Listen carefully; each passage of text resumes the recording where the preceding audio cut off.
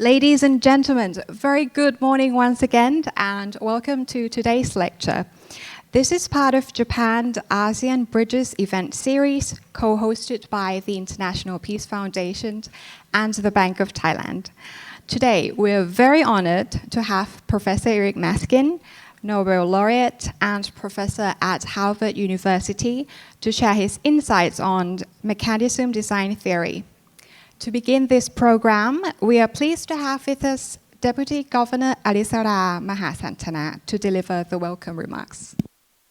Former governors, Chairman of the Bank of Thailand Board, Governor, distinguished guests, ladies and gentlemen, it is my great honor to welcome our distinguished speaker, Professor Eric Maskin, the Nobel Laureate in Economics, whose work has been the foundations of mechanism design theory. The Bank of Thailand is privileged to host such an influential thinker who has shaped modern economic thought and policy makings. The theory of mechanism design is not only of academic interest, but also practical necessities. Mechanism design has become a critical tool that helps us craft institutions and regulation to achieve specific outcomes, especially when information is imperfect or individual incentives are unclear. Mechanism design will be a powerful tool when we encounter a new landscape of resource allocation and market structures that demand innovative thinking for developments of institutions and regulation across various areas, including economics, finance, and environment. And this new landscape affects a multitude of players, making the design of institution and regulation more complex due to intricate incentive and increased interconnectivity. The rising contributions of mechanism design could thus be largely diverse, ranging from robust voting rules that promote democratic outcomes to economic policy and institutions that reduce inequality, to environmental policy that address critical issues such as PM 2.5 pollution and climate change. For the Bank of Thailand, while the new technologies such as DeFi or digital technology make novel financial products possible, they also create new challenges. Changing financial landscape due to the arrival of new players or products require us to rethink how financial markets should be regulated. Increasing inequality emphasizes the importance of the more inclusive policy and financial markets, while the urgency of transition towards net zero goal made the green finance more important than ever. With these challenges in mind, mechanism design could help us answer the important policy question. For example, how should we regulate and promote banking competition in the new financial landscape? How do we create more inclusive financial markets? Or how do we design the financial system that enhance green transitions? I believe there is no one better equipped to enhance our understanding of mechanism design than Professor Maskin. I am certain that his insights will undoubtedly provide us with the key to unlock innovative approach for better central banking, policy making, and social well-being. But first, let me give the stage to Mr. Uwe, founding chairman of the International Peace Foundation, who made today's event happen. Please join me in extending a very warm welcome to Mr. Uwe.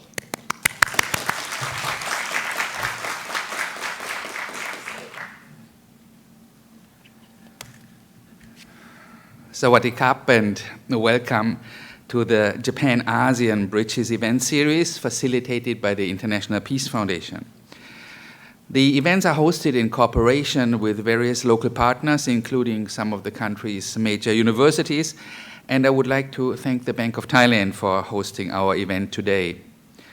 Commemorating the 50th anniversary of official relations between Japan and the ASEAN region, Bridges will be continuously held in Thailand and Japan until March, involving the participation of Nobel laureates for physics, chemistry, medicine, and economics. The Japan-ASEAN Bridges Series follows the series of over 800 Bridges events, which the International Peace Foundation has facilitated since 2003 to support education in the ASEAN region. Bridges has been facilitated and established as an international, intercultural, and interdisciplinary platform for creative cultures of learning and continued education for all people. The International Peace Foundation has no concept for peace and no fixed solution how to achieve peace, but we believe that the first step towards peace is dialogue, and the first step towards dialogue is respect. The International Peace Foundation doesn't take sides, but acts as a mediator by creating an independent platform for dialogue where people meet who normally don't meet, people from all walks of life, people who speak different languages, even if they speak the same. As politicians speak another language than artists, and business and religious leaders another one than scientists, it is seldom that they speak with each other or even work together. We live in a world where some people pretend to know the answers and solutions, how to solve problems, how to achieve peace, though the quest for peace lies in the art to pose the right questions. The International Peace Foundation believes that the interconnected problems of our world cannot be solved only by politicians, only by business, only by scientists or by religion alone, but by working together. In the Bridges Event Series, people from all walks of life meet in a multidisciplinary program to find creative solutions to solve problems and to achieve peace. Peace within ourselves, within our families, within social structures, peace with nature and the environment, peace between nations, cultures, and religions. Peace is a process. Dialogue is a process. It cannot be achieved instantly. It needs time. This is why Bridges is not organized as a single conference, but as a series of events of now over 2 decades, in which Nobel laureates have built bridges with leaders in all parts of society and with the general public. Peace is not something which can be left to the elite of a few, but which needs the participation of everyone. Only if ways cross and people walking these ways meet, can international understanding be achieved and problems commonly solved. If we listen to and learn from each other, we may discover that there is not only one way to achieve peace, but that there are many ways, and certainly ways we have never thought of to go. It is my pleasure to invite you today to listen to and share your views with Professor Maskin, a Nobel laureate for economics, who has again agreed to come to Thailand to help us build bridges. We all look forward to his keynote speech and to his important contribution towards peace.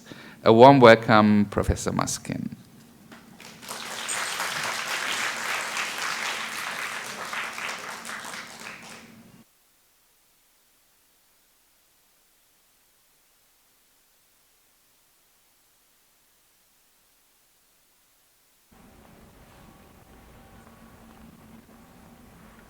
Well, good morning to you.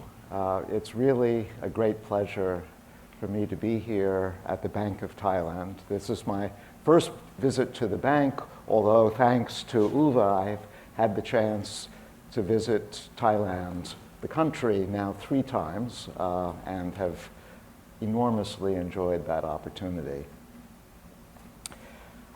So this morning, I would like to tell you a little bit about the subject that I've devoted a great deal of my career to, which is mechanism design. Some of you, the professional economists in the audience, may know a little bit about it already, but I'm going to proceed mainly through a few examples. I think the best way to understand how the theory works, what it's supposed to do, is by example rather than by a lot of abstractions. Nevertheless, I'm going to, I have to turn this on, I guess. Let me see. I think it's on now. Yes. Whoops, no. There we go. I'm going to start by giving you an attempt at a definition. I like to think of mechanism design as the engineering part of economic theory. What most economists do, and I do this myself plenty of the time, is to look at existing economic institutions and try to understand the outcomes that they give rise to, predict future outcomes, look back on past outcomes, and explain why they happened. This is what we call the positive or predictive part of economics, and it's, of course, a central part of the discipline. But my favorite part of economics does just the opposite. That is, we start with the outcomes. We say, these are the outcomes we would like to have. These are our goals. And then we work backwards to ask whether we can build institutions, we can build mechanisms that will achieve those goals. So it's a more normative part of economics. We're starting with the goals, and we ask, how do we achieve those goals? All right, this is all pretty abstract and pretty non-concrete. So I think it's good to ground us in a few examples. Let me turn to a very simple example to start with. Let's imagine that you're a parent, a mother or a father, and you have a cake that you want to divide between your two children. We'll call the children Bob and Alice. And your goal is to divide the cake in such a way that each child thinks that his or her piece is at least as big as the other kids. I know from experience, being a father myself, that if you don't divide the cake in this way, you're in for a lot of trouble. If one kid thinks the other kid's piece is bigger, it's misery for the parents. So this may not seem like the most important problem in the world, but in the family, it could be. So how do you accomplish this goal? We'll call the goal a fair division. How do you accomplish a fair division of the cake? Well, if you, as the parent, know that the children see the cake the same way that you do, there's a very simple solution.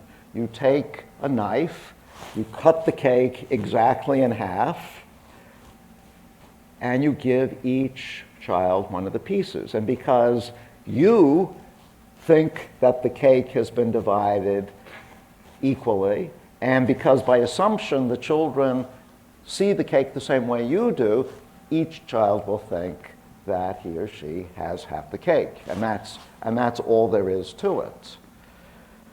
But again, if you're a parent, you know that children will never see the things the same way you do. So you might think that you've cut the cake exactly in half, but perhaps Bob doesn't see it that way. Bob thinks Alice's piece is bigger. And perhaps Alice thinks Bob's piece is bigger. So here is the problem from the mechanism design point of view. You want to achieve a fair division, but you don't actually have enough information to achieve that goal on your own. because you don't know how the children see the cake. You don't know which division is fair. And so the mechanism design question is, despite this lack of information, is there a way, is there a procedure or a mechanism you could follow which will result in a fair division, even though you don't know yourself what a fair division is? Now, it turns out what I've described is actually a very old problem. It's literally thousands of years old. If you read the Old Testament of the Judeo-Christian Bible, you will see exactly this problem arise in an interchange that Lot and Abraham have over dividing grazing land. They're not dividing a cake, they're dividing grazing land between them, but they want to do it in a fair way. And just as the Bible poses the problem, it actually proposes a solution. And as you will see, the solution is extremely simple, but extremely clever. And that's the hallmark of mechanism design. It's the thing that attracted me to the field in the first place, the idea that the mechanisms that solve these problems tend to be remarkably simple, but very ingenious. And I like that combination, and I hope you do too. So what is the solution in the problem of cake cutting? Well, it works like this.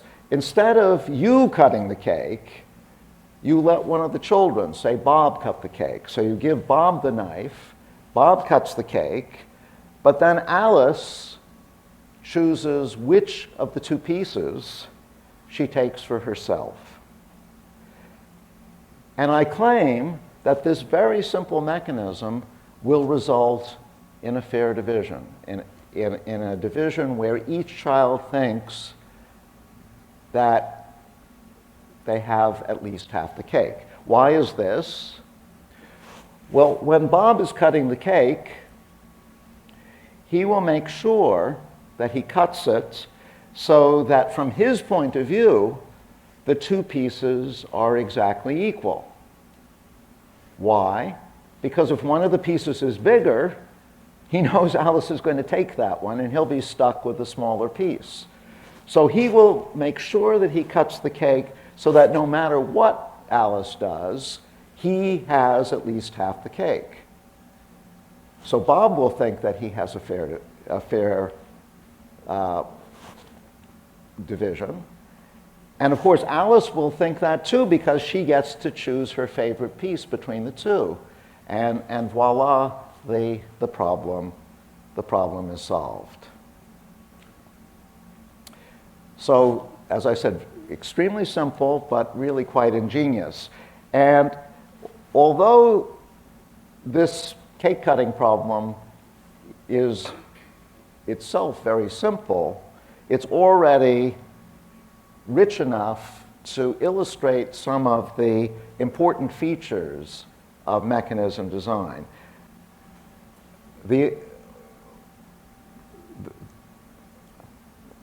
Perhaps the most important feature is that the mechanism designer herself, the mother or the father who is trying to get the cake cut, doesn't know in advance what the optimal outcomes are because the parent lacks critical information. And so the mechanism itself, in this case, the divide and choose mechanism,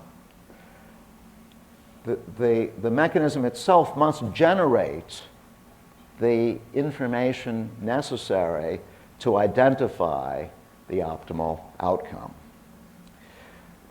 So that's a very important feature of all mechanism design problems, the lack of information. And the idea that mechanism must generate the needed information. But there's a complication, which is that there's a conflict of objective. The mother, the parent, wants to achieve a fair division, but that's not Bob and Alice's objective. Their objective is to get as much cake as they possibly can. Bob wants as much cake as he can get. Alice wants as much cake as she can get. So when designing a mechanism, you have to take into account the incentives of the participants in that mechanism. The jargon we use is that the mechanism has to be incentive compatible. And that's also a key feature of mechanism design. Well, I think I've talked enough about this very simple example, cake cutting. Let's move on to a second example, which is a little bit more complicated and also really very important on a global level. And that's allocating radio spectrum to telecom companies. About 25 years ago, it was recognized that it was no longer efficient for governments to monopolize the radio broadcasting spectrum because by that point there were various telecom companies on the scene who could use this spectrum for mobile phones, for satellite TV, for all of the modern miracles that we've come to rely on for communication. And so many countries, including my own, the United States, decided that they wanted to reallocate these spectrum frequencies to telecom companies. So let's look at a specific example of this. Suppose that there is a particular band of radio frequencies that the government wants to allocate in the form of a license to one of several telecom companies who are interested in making use of this radio spectrum. Now we have to talk about what the government's goal is.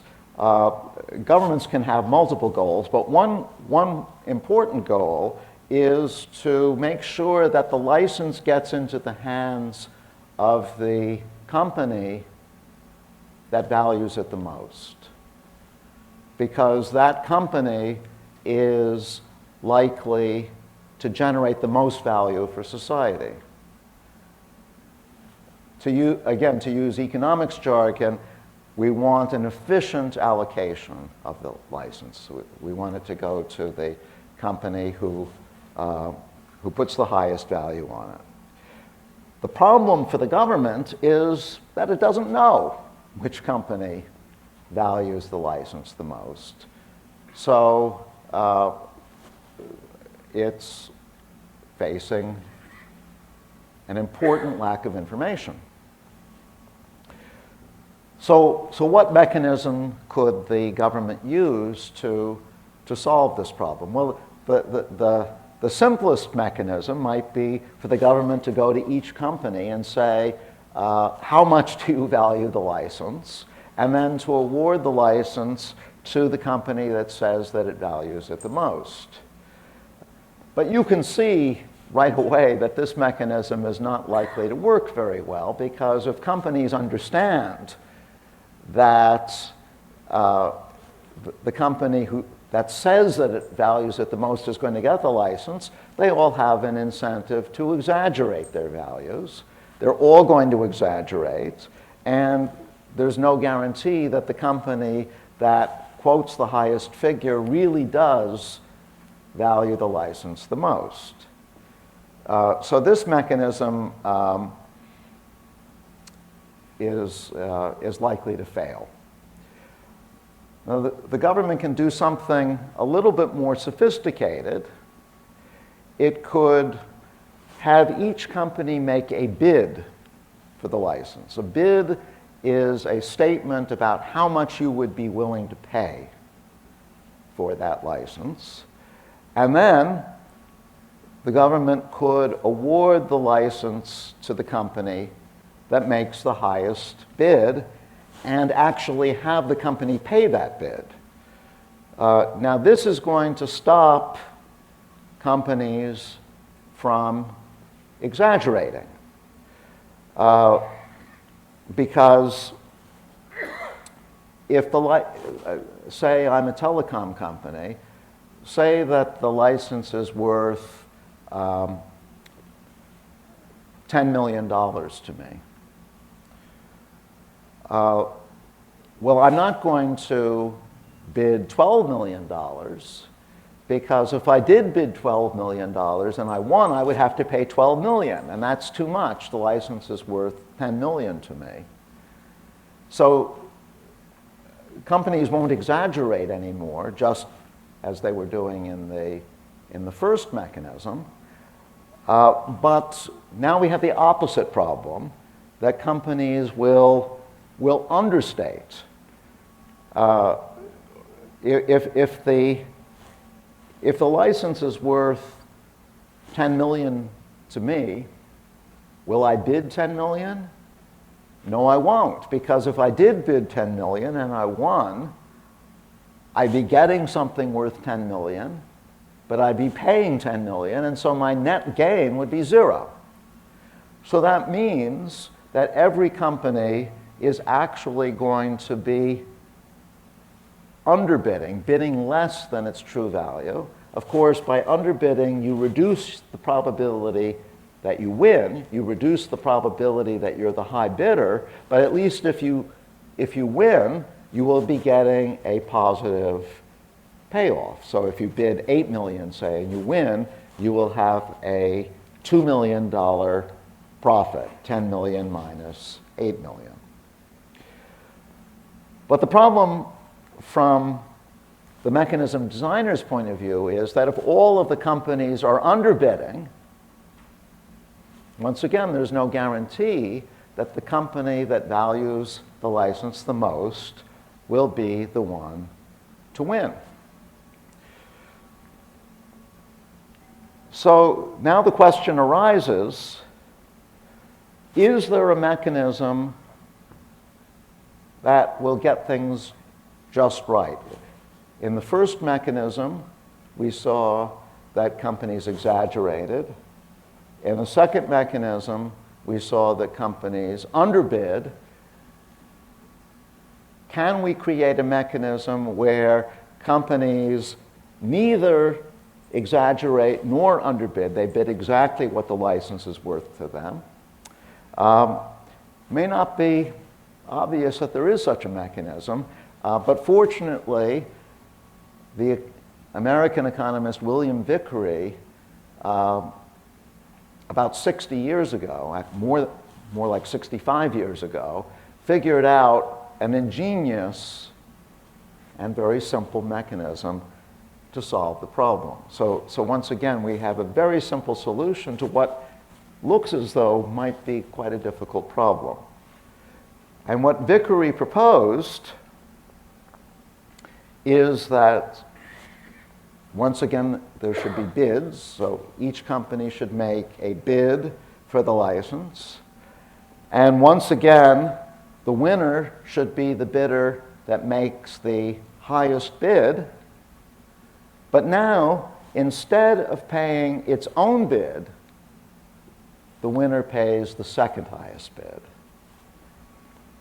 So, for example, if there are 3 bidders and one bids 10 million and one bids 8 million and one bids 5 million, the winner should be the company that bids 10 million because that's the highest bid, but it pays only 8 million, because that's the second highest bid. Now, I claim that this simple mechanism, which is called the Vickrey mechanism or the second price mechanism, solves the problem. In particular, it means that every company is going to bid exactly what the license is worth to that company. And let me explain why. First of all, notice that a company now has no incentive to understate anymore, to underbid, because it doesn't pay its bid anyway. So if the license is worth 10 million to me, and I underbid and I bid 9 million, let's imagine that the second highest bid is 8 million. Either way, if I bid 10 million or if I bid 9 million, I'm going to win because I'm making the highest bid. And either way, I'm going to pay 8 million. So my reduction to 9 million doesn't work to my advantage at all. It doesn't reduce the amount I pay. However, underbidding now poses a big risk, because if you don't know what the other bidders are going to bid and you underbid, they might end up outbidding you. If I bid 9 million, it might turn out that some other company bids 9.5 million, and then I will lose. If I had bid what it was really worth to me, 10 million, I would have won and I would have had $500,000 profits. But by underbidding, I run the risk of being outbid and losing the license altogether. So it's clear that you never want to underbid in this mechanism. You gain nothing and you run the risk of losing the license altogether. But you also don't want to overbid. If it's worth 10 million to me, suppose I bid 12 million. Well, now, by bidding 12 million, I will win if some other company bids 11 million, say. I will win, it's true, but I'll have to pay 11 million, and that's too much. The license is only worth 10 million to me. So overbidding is also a bad idea, because the only cases in which overbidding wins you the license when a true bid would not is where you have to overpay.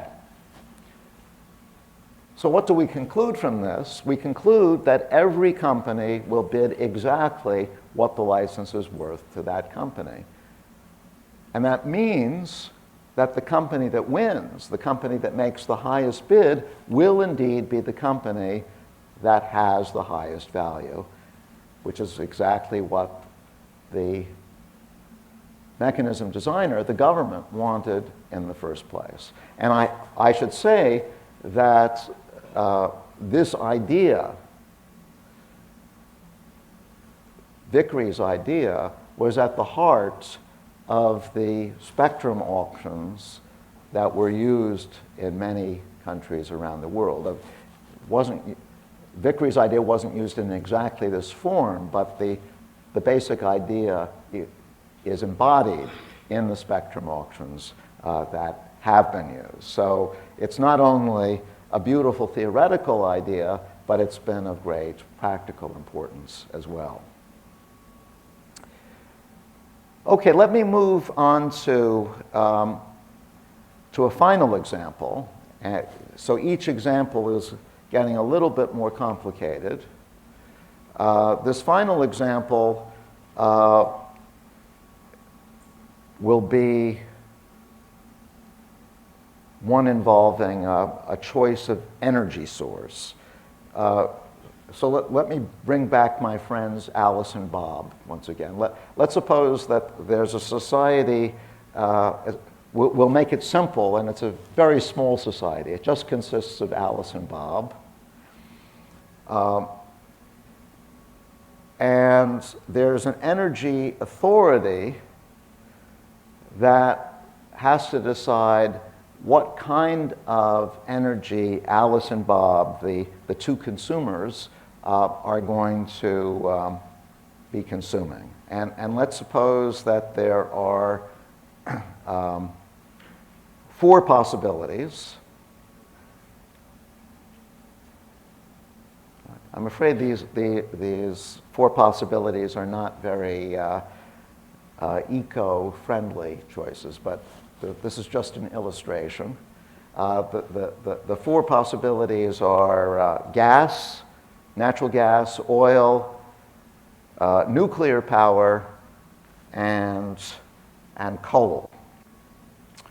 And the Energy Authority is interested in making a choice that reflects what Alice and Bob want.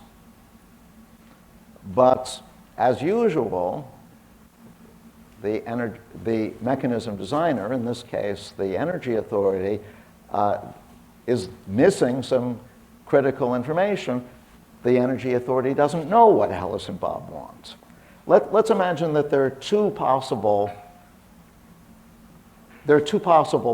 things that Alice and Bob could want. We'll call them 2 states of the world. In one state, Alice and Bob put a lot of weight on current consumption. We'll call that state 1. And in state 2, Alice and Bob put much more weight on the future. We'll call that state 2. Now, let's imagine that Alice, in her preferences over energy sources, cares mostly about convenience.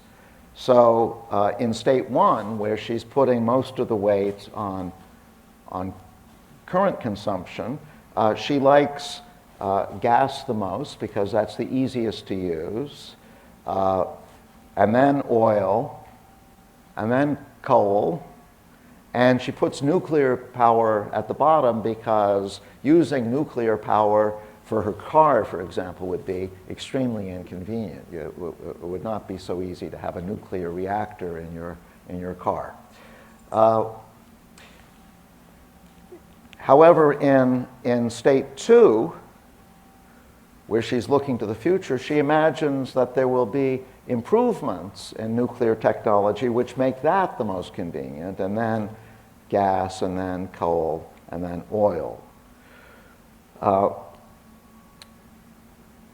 So Bob, we'll imagine, cares mostly about safety, how safe the energy is to use. So in state 1, where he's looking at current conditions, he likes nuclear power the most. He thinks that's the safest, then oil, then coal, and gas he puts down at the bottom because he worries about gas explosions.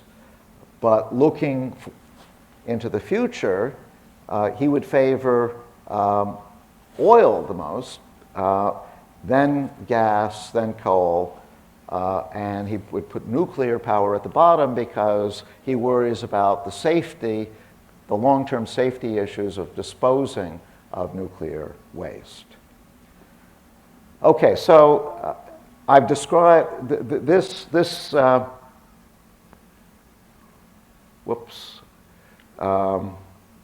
picture here illustrates what I've just been saying.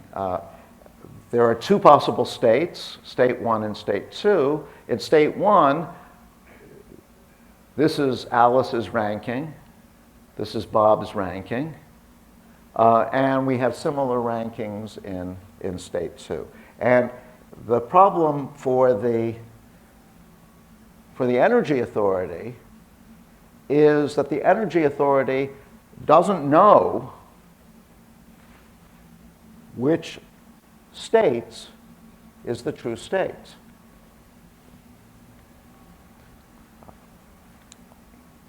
If the energy authority knew that, that state 1 is the true state, then there would be an obvious energy source that would make a good contrast between what Alice wants and what Bob wants. Alice and Bob's preferences are different, and so the idea is to make a good compromise. Notice that in state 1, gas would not be a good compromise, because although Alice likes gas a lot, she puts it up at the top, Bob doesn't like gas at all. He puts it down at the bottom. And similarly, nuclear power is not a good compromise. And coal is not a good compromise because both Alice and Bob prefer oil to coal. So in state 1, it's pretty clear that the right choice is oil.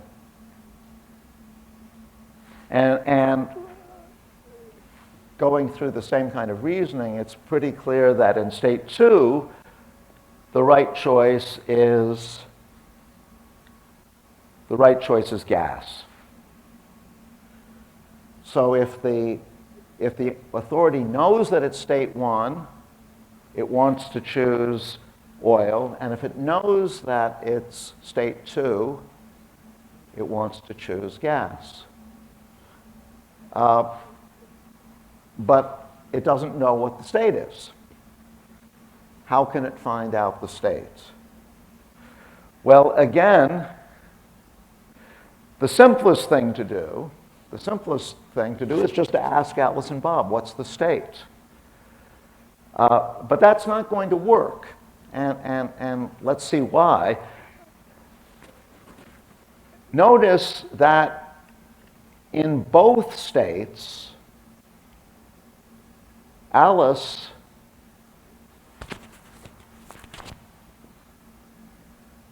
prefers gas to oil. She prefers gas to oil in state 1. She prefers gas to oil in state 2. And so Alice is going to say, oh, it's state 2, no matter what the true state is, because she knows that in state 2, the energy authority is going to choose gas. Or if the energy authority thinks that state 2 is the true state, the authority will choose gas. So Alice is going to say gas no matter what, or state 2 no matter what. Bob is going to say state 1 no matter what, because Bob always prefers oil to gas. He prefers oil to gas in state 1. He prefers oil to gas in state 2. So he's going to try to make the authority believe that the true state is state 1. So Alice says state 2. Bob says state 1.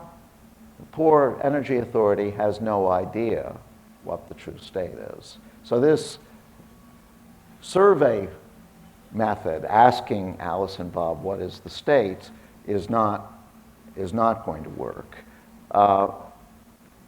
Let's see what does work.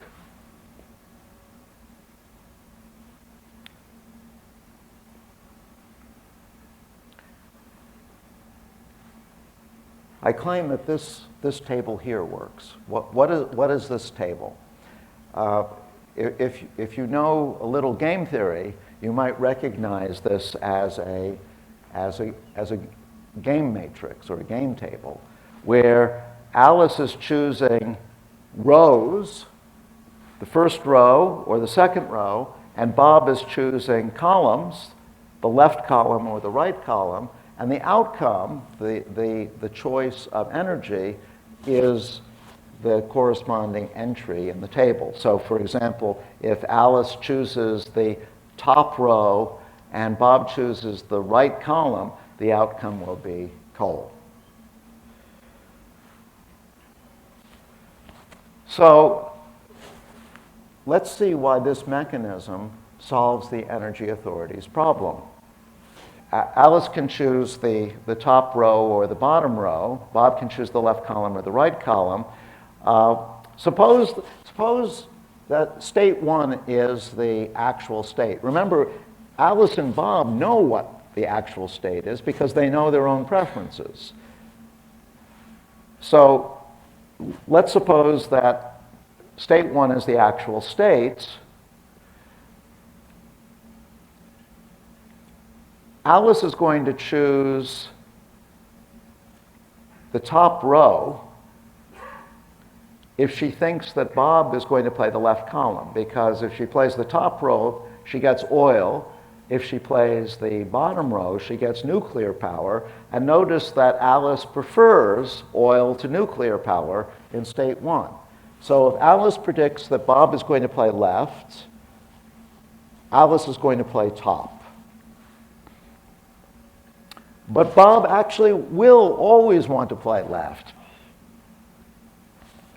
If Alice plays top, by going left, Bob gets oil rather than coal, but Bob prefers oil to coal. And if Alice chooses the bottom row, by going left, Bob gets nuclear power rather than gas, and Bob prefers nuclear power to gas. So indeed, Bob will choose the left column. So Alice will choose top, Bob will choose left, and the outcome is oil, which is exactly what the energy authority wanted in state 1. And by using exactly this kind of logic, it's a little bit more complicated than in the previous examples, but it's pretty straightforward. By using this same kind of logic, you can see that Alice is going to choose the bottom row, and Bob is going to choose the right column in state 2, resulting in gas. And so this mechanism, this 2-by-2 table, solves the energy authorities problem.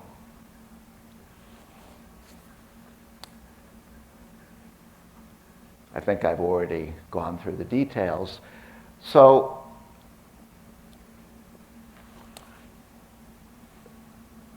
I think now touched on the 3 examples I wanted to show you. One thing that you might not find entirely satisfactory about what I've shown you, however, is that I sort of did a magic trick each time. There was a problem to be solved, and I said, here's the solution. But I didn't tell you where that solution came from. I just produced it like a magician. You might ask, is there a way, a general way of finding a solution if a solution exists? It's actually a 2-part question. There might be some problems where there's no solution. And so you want to know when there is a solution, and if there is a solution, how to find it. And this was actually the problem that I tried to tackle early in my career, whether we could answer these questions. And I wrote a paper on this many years ago, which showed that the answer to both questions is yes. So that was my big contribution to mechanism design, and that was the thing that the Nobel Committee recognized. But I hope you realize from these examples that the potential applications of mechanism design are enormous, because there are many, many problems where we have goals in mind, but we don't have enough information on our own to achieve those goals, and so we have to create a mechanism. Let me just mention a few of those applications. And the deputy governor actually kindly mentioned some of these in the introductory remarks. One is climate change. Climate change is probably the biggest the mechanism design problem we face, because we know that we have to limit greenhouse gas emissions. Everybody knows that. But finding a mechanism in which it's in each country's self-interest to go along with emission reductions is hard, because the people who design international treaties, and a treaty is a mechanism for solving the problem, people who design international treaties are lacking critical information about the various countries involved. And so the trick in solving climate change is to design a mechanism, once again, which gets all of the information out through an incentive-compatible process. That can be done. I'm confident it can be done. It has not been done yet, but when it is done, I'm sure that mechanism design will play a major role in making that happen. And then, once again, financial regulation is a critically important mechanism for making sure that financial markets don't implode the way they did in 2008, 2009. Mechanism design gives us a guide there as well. What kinds of regulations do we need to put in place? By putting regulations in place, we're actually creating a game for financial institutions to play. We want the outcome of that game, the equilibrium of that game, to have desirable properties. Mechanism design has been useful in thinking about regulations such as the Dodd-Frank Act in the US or the Basel regulations in Europe.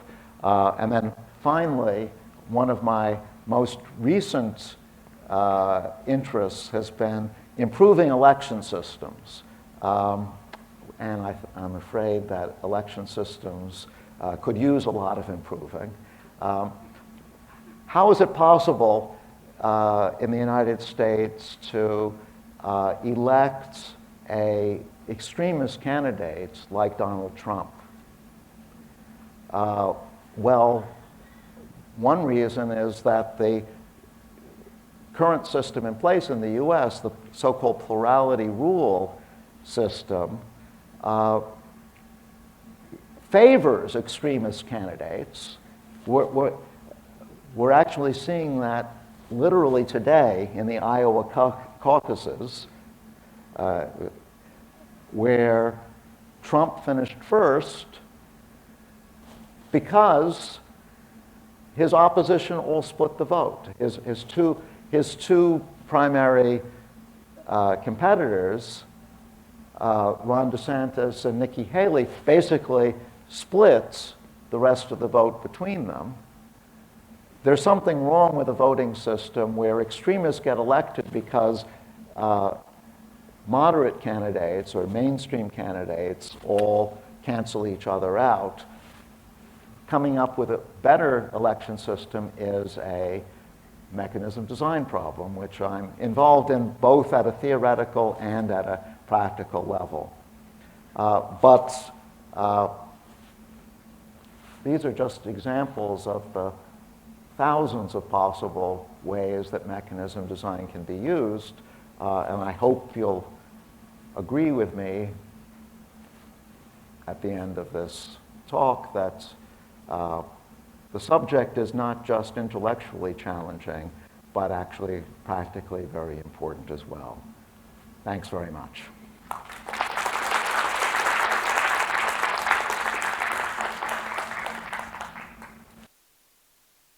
Thank you very much, Professor Maskin. Let me now pass the floor to our audience to ask questions. Please raise your hand and a microphone will be passed to you.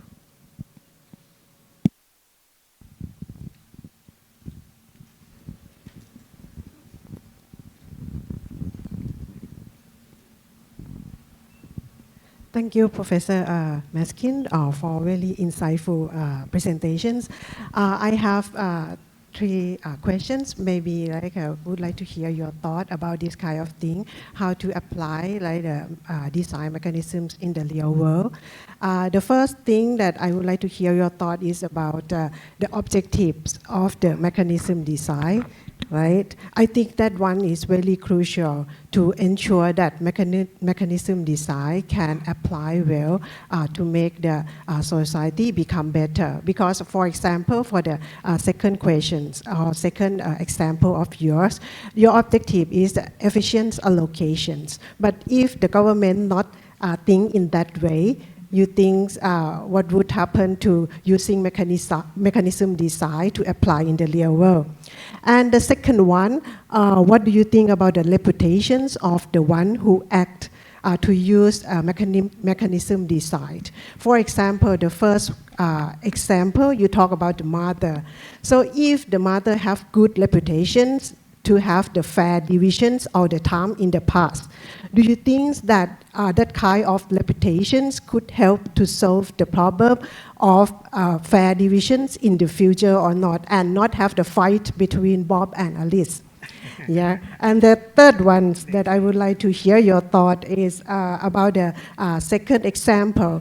You talk about you do not have understate if you have good mechanisms, right, to solve the problem.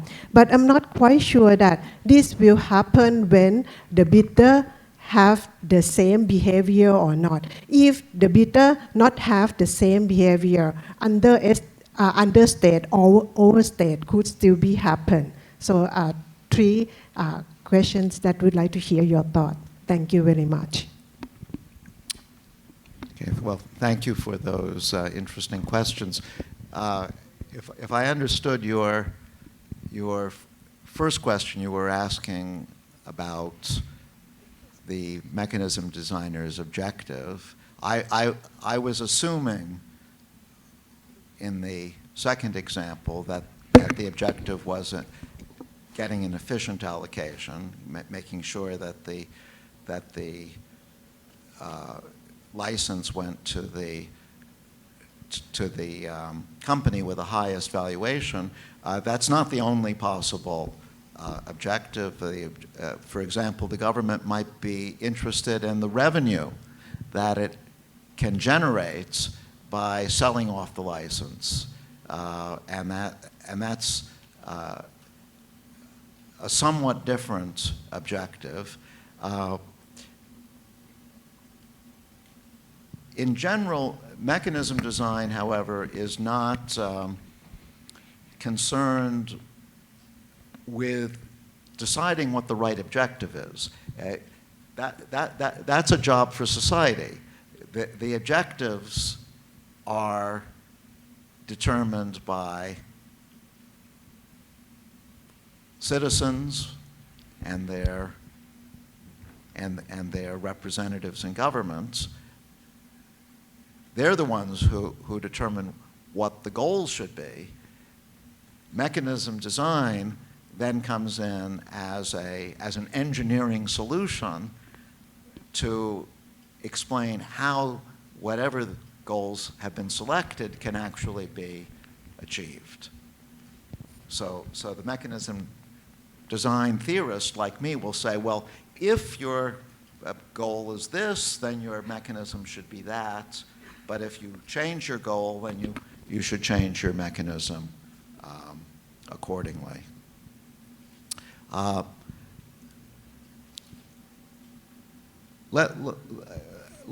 Let me turn to your third question, which had to do behavior. So I was trying to argue in the second example that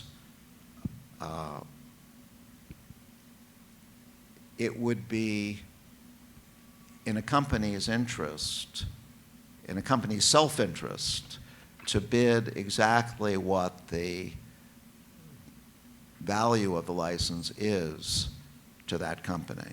So to neither overbid nor underbid. And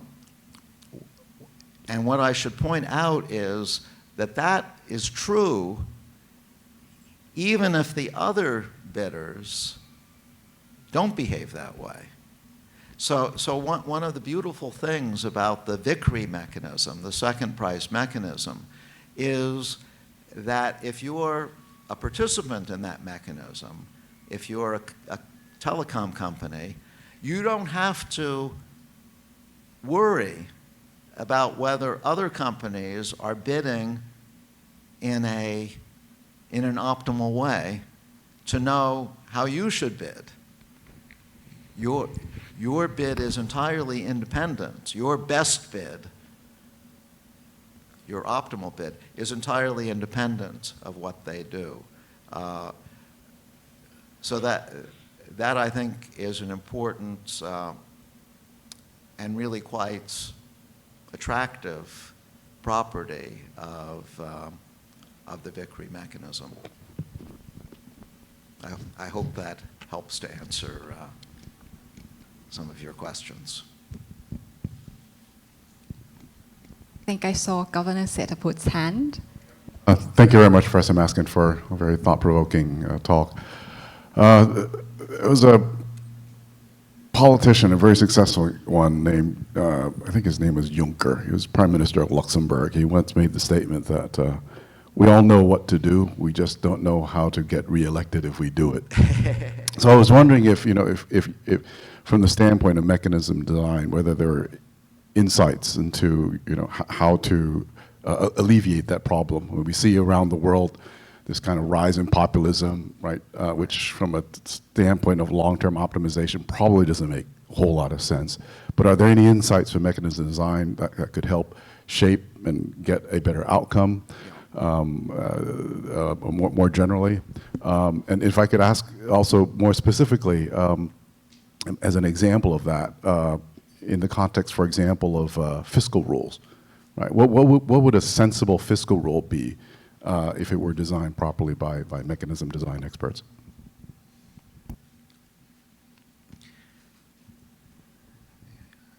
You're not asking easy questions. These, I don't have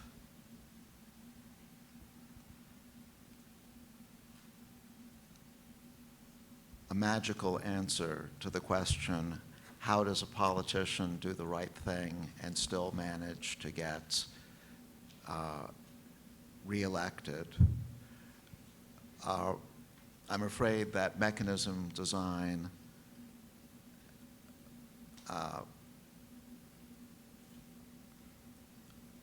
doesn't offer answers on that question because getting reelected is more a matter of perception than it is the public's perception of the politician than it is a matter of reality, what the politician actually did.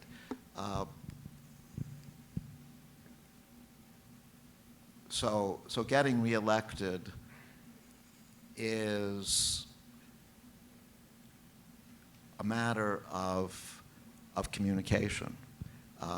The successful politician will be the one who, even if he's doing difficult things that look as though they're going to put the public through some pain temporarily, knows how to explain those painful things in a way that the public will understand. And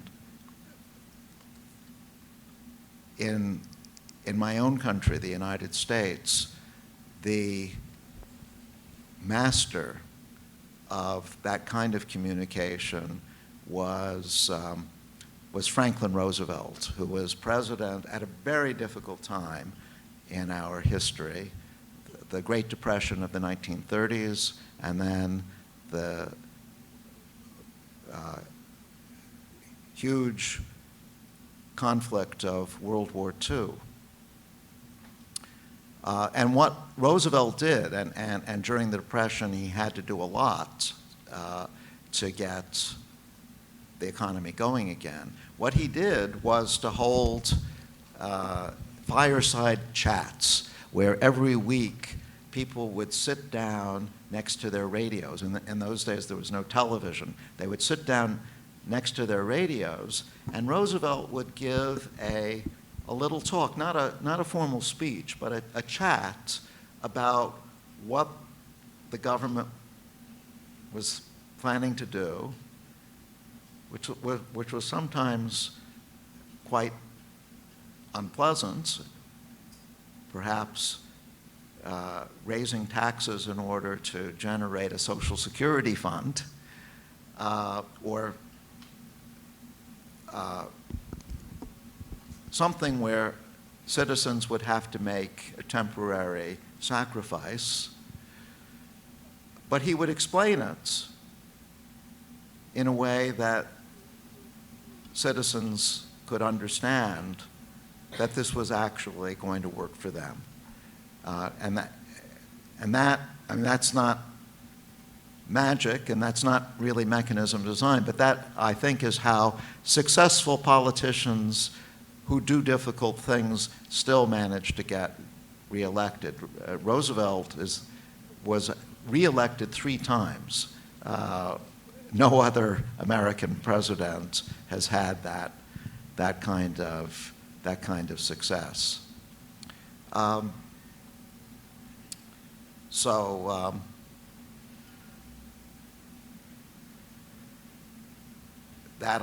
That I think is what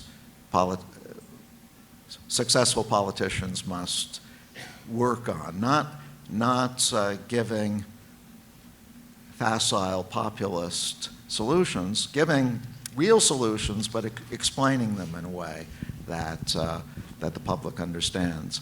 Now, you also asked about fiscal rules. I'm not really the right expert to comment on the details of a fiscal rule, but I can say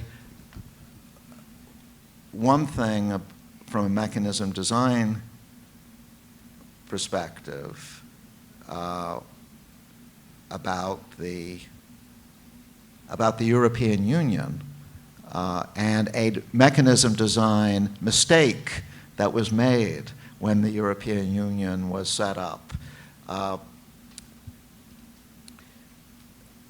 The EU has a central bank, the European Central Bank, which has been very successful, I would say, at conducting monetary policy.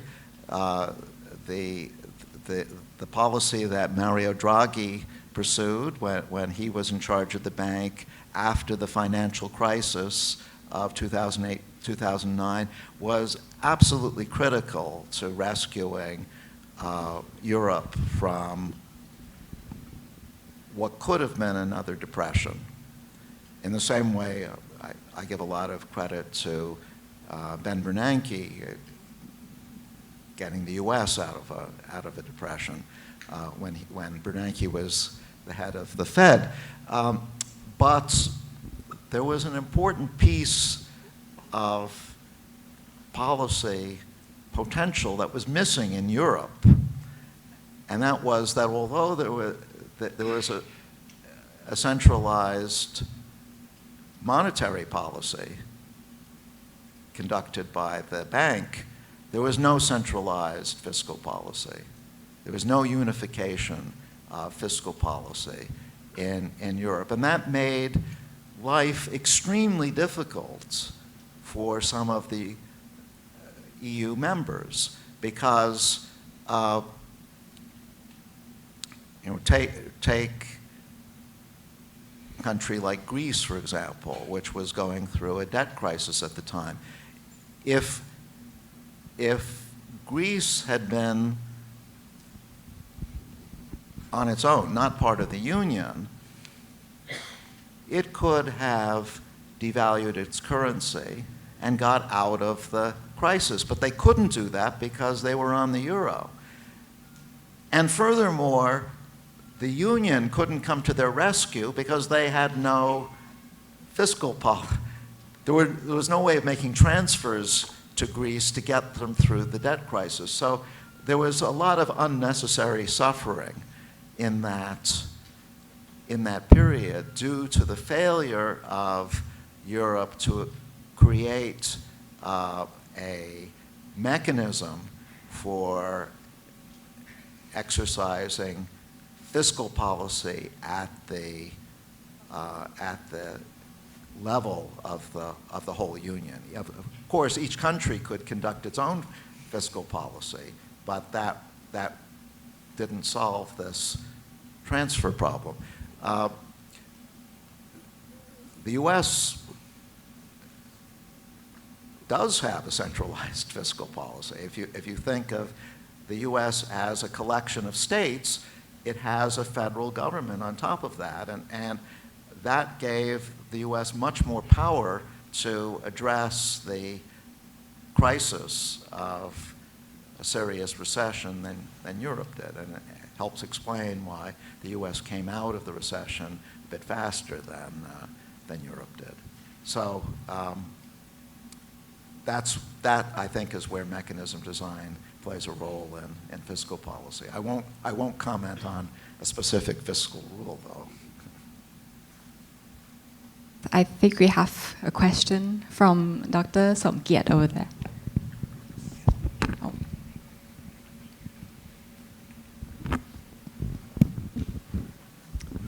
So I guess the governor got an idea that he has to communicate on Facebook more if he wishes to be reappointed. Professor, I have a question. I came from engineering background as my formal training is always in engineering. And now I got more interested in economics. And now economics claim to be an engineer, as you presented at the very beginning of the talk. And then you give examples, 3 examples, really interesting one. But you admittedly say that it's quite ad hoc way of designing. And then you talked about your paper, your Nash equilibrium paper, which is really theoretical. And you says you gave yes to both answers to both questions, but it's really, really highly theoretical. So I would like to hear the middle ground between the ad hoc and the highly theoretical. In engineering, I think we have mechanism design. For example, if you would like to build a tall building, this is the formula. If you like to develop a software for internet banking, this is the way to do it, software engineering. What is mechanism design has to offer for this kind of different classes of problems?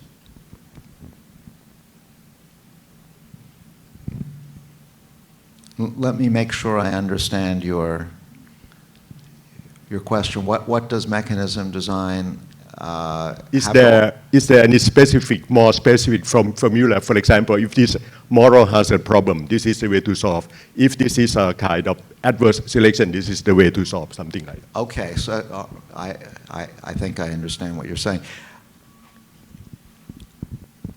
I mentioned before that it's not mechanism design's job to choose the objectives. It's society's job to choose the objectives. But one way of expressing society's objective is as a function of the state. Remember the third example where there were the two possible states, and they determined Bob and Alice's preferences. You could think of the objective as choosing the best compromise between what Bob and Alice want as a function of the state.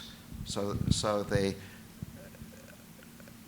the objective is a function. The way that mechanism design works is to take that function, whatever it is, and create a mechanism around it.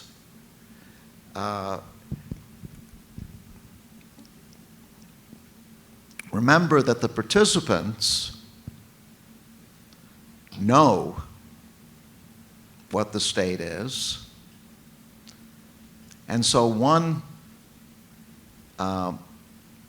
way of starting in creating this mechanism is by having the participants, Bob and Alice, or the telecom companies, or whoever the participants are,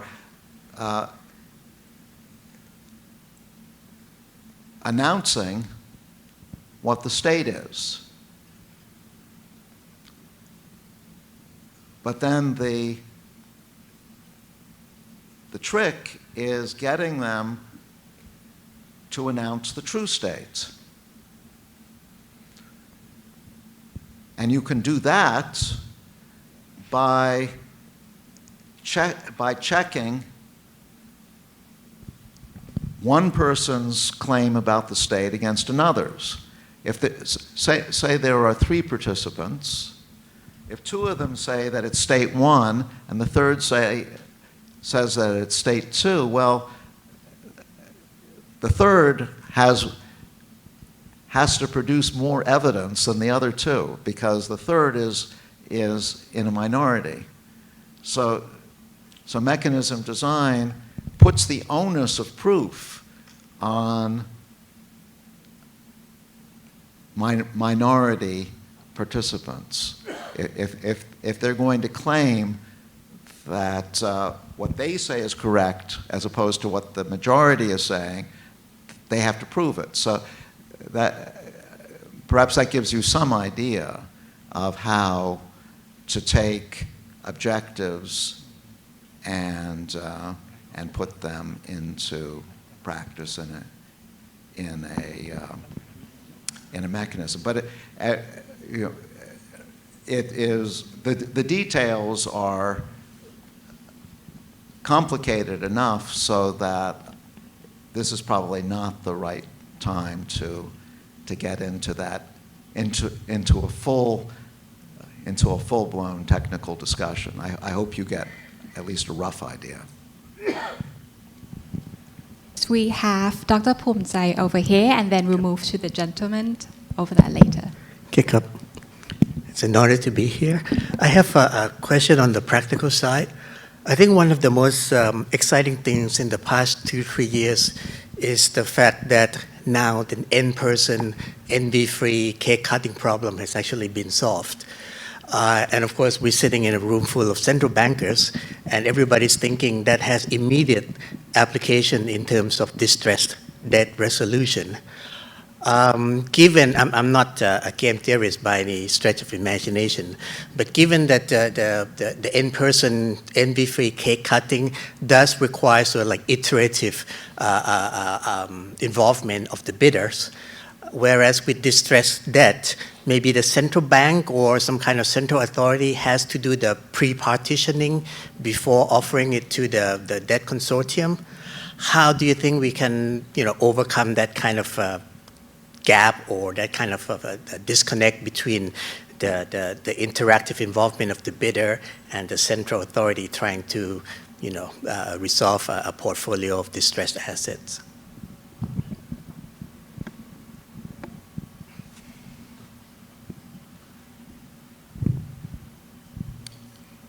Again, a difficult question to answer. Let me say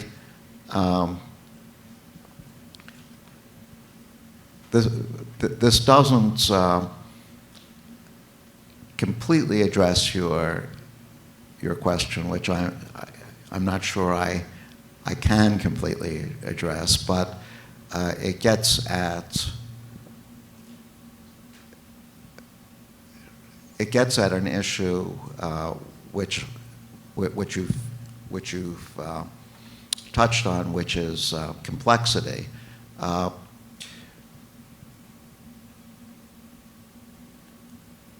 If society has very complicated goals, then the mechanisms for solving, for achieving those goals, could themselves be very complicated. In the three examples I showed you, the goals were simple enough so that the mechanisms for achieving them were also very simple. But as we move to more ambitious or more subtle goals, the mechanisms also get correspondingly more complicated. And that can be a problem from a practical standpoint, because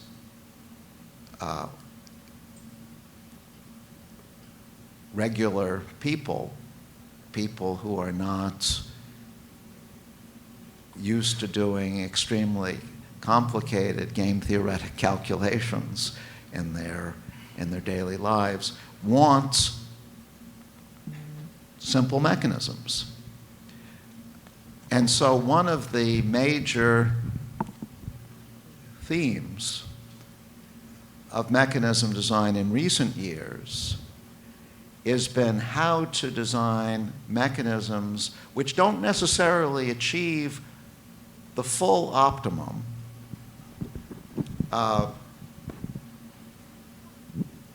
in the sense of getting exactly the right outcome in any particular state, but do a good job of approximating the right outcome while remaining simple.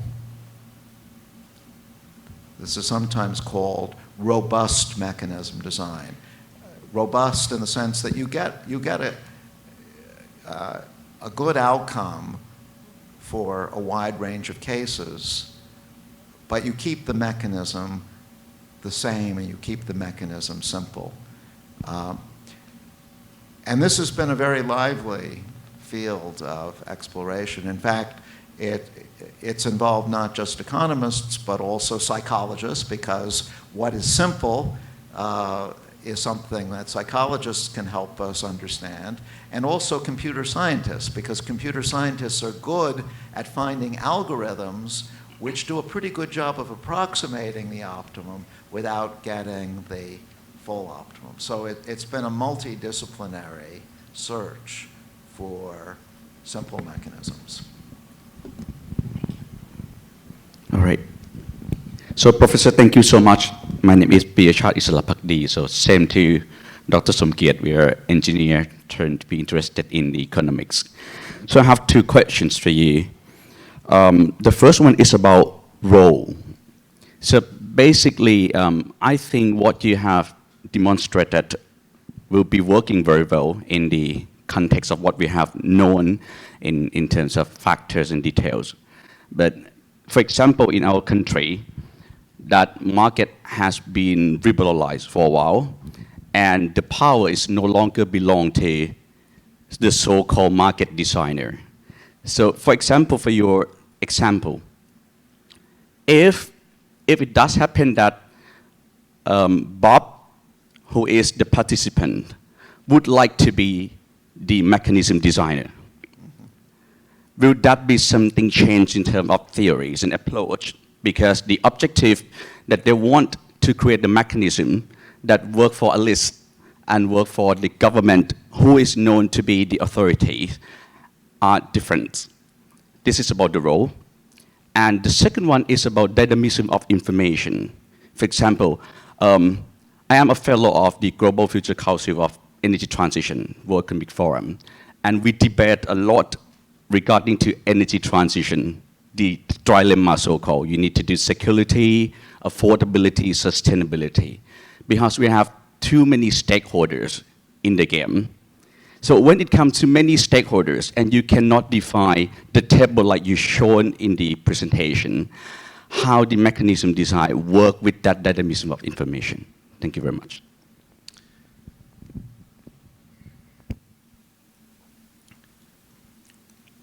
Your questions are actually related to a question that was asked earlier that I actually skipped over, which had to do with the reputation of the mechanism designer.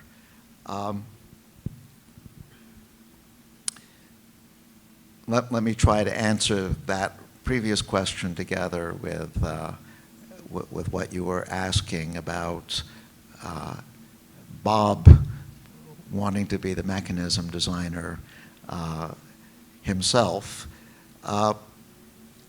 The first thing to say is that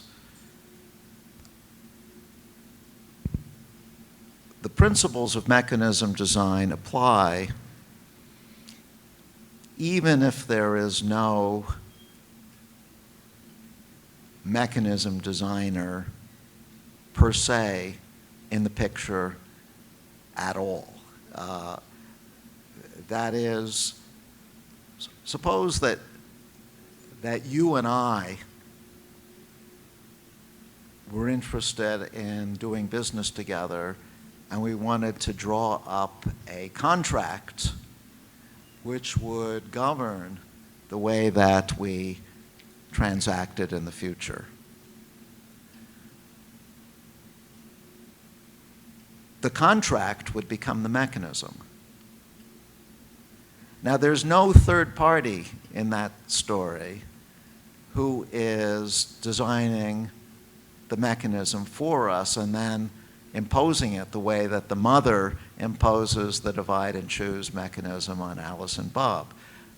We are writing the contract together, but the theory of mechanism design still applies to what we put into the contract. We know that at some point later on, we will get information. I mean, suppose you are building a house for me. Suppose that's our interaction. At the time we write the contract, we don't know all the details about the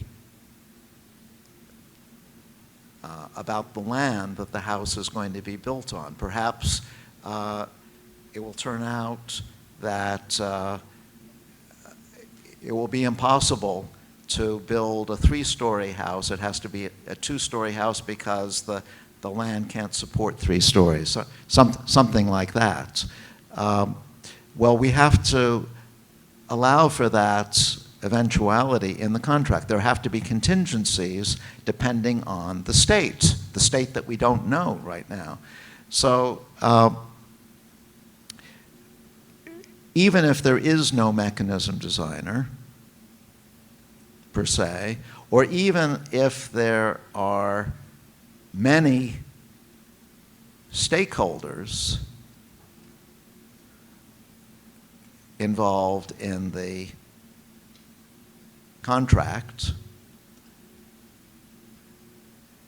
the principles of the theory are still the same.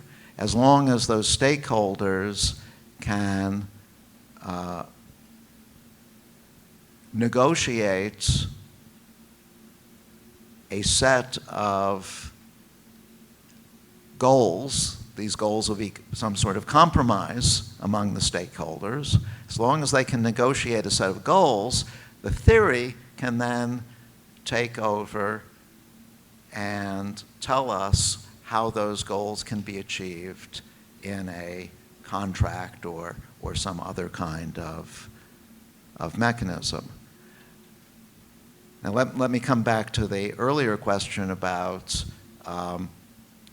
reputation of the mechanism designer. One thing that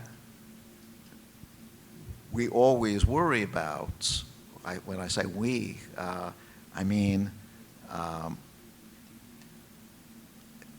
citizens of a country worry about, is the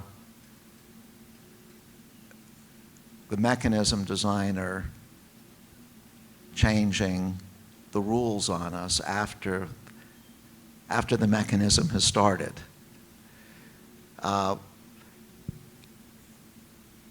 If I'm, say, an investor, and I'm thinking of investing in some project in Bangkok, after I put my money into that investment, I don't want the government of Bangkok to turn around and say, oh, actually, you're going to have to double your investments, or we're going to confiscate your money, something like that. In other words, for mechanism design to work, there has to be some kind of commitment that the rules of the mechanism won't change once the mechanism has started. Or if they do change, they change only according to a mutual consent. The mechanism designer can't make the changes unilaterally, because otherwise you don't get investment in the first place. So if I'm afraid that you're going to change the rules on me after I've made my investment, I'm probably going to decline to invest in the first place. So commitment to mechanisms is critically important for them to work. And one important way of getting commitment is through reputation. If the government of Bangkok is well known for sticking to its word and not changing the rules, it's going to that's going to make investment much easier. Cultivating a good reputation for sticking to rules is critically important to making mechanisms work. This is the last question for today. Thank you very much, Professor Maskin.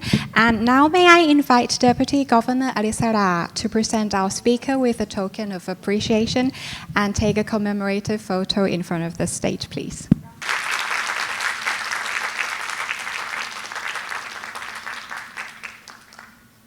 Ladies and gentlemen, we have now reached the end of today's event. Thank you again, Professor Maskin, and to the International Peace Foundation. And of course, to our audience, thank you very much for your active participation. Have a lovely afternoon. Thank you.